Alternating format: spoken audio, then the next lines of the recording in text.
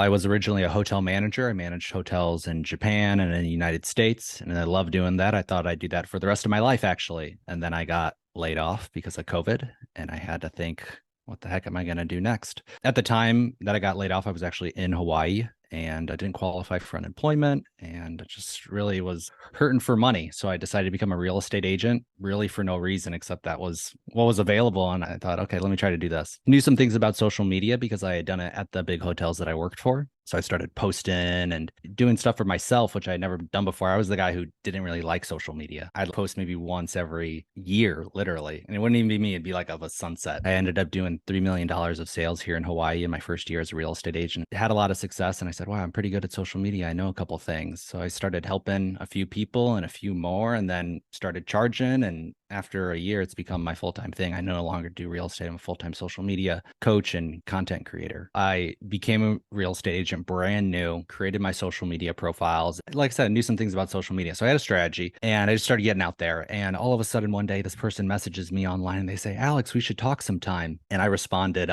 really about what? And they're like, real estate. I'm like, oh, duh, I'm a real estate agent, right?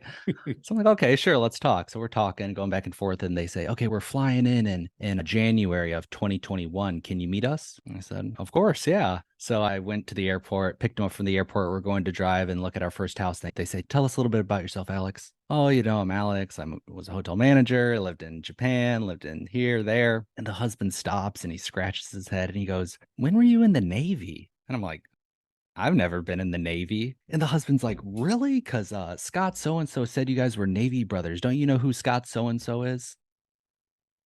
And I'm like, nope, I actually don't. And they realize in that moment that I'm not the right real estate agent. I'm somebody completely different. It's a case of mistaken identity, literally. And the craziest part about this whole story is the husband is a former FBI agent, and both of them are moving there to work for the intelligence agencies. And so I'm literally in a car with an FBI. It's just like the craziest thing ever. And I end up selling these folks a house for $1.42 million.